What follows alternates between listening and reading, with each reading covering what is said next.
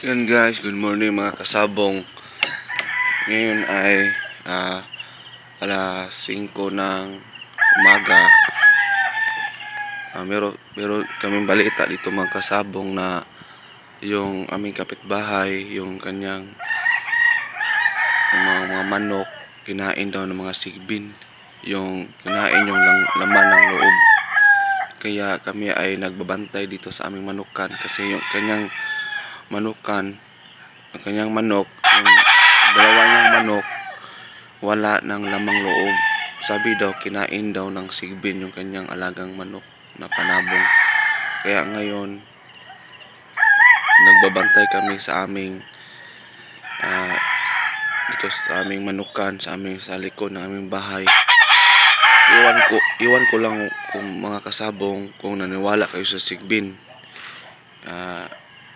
Depende na sa inyo mga kasabong. Pero kami, naniwala kami na meron talaga. Yan, dito sa probinsya namin. Kaya, kung meron man o wala, importante, mag-ingat pa rin tayo sa ating alagang manok mga kasabong.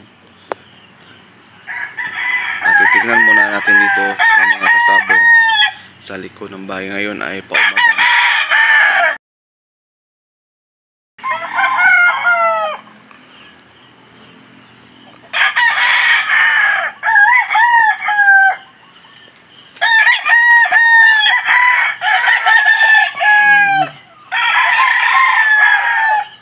Kasi meron itong nagtatahol ng yung aso ng mga kasabong.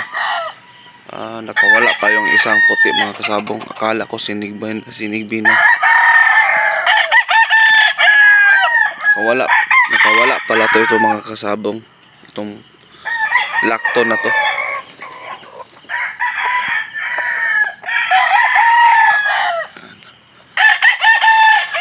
Paumaga pa ngayon mga kasabong.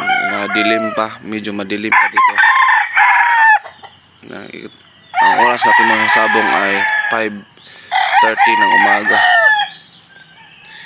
Check ko lang mga kasabong, baka dito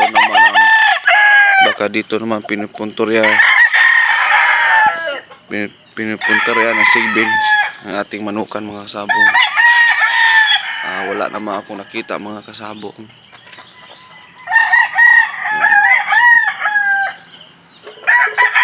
Nakawala lang pala yung puti na manok mga kasabong. Kaya yung manok, yung aso namin nagtatahol.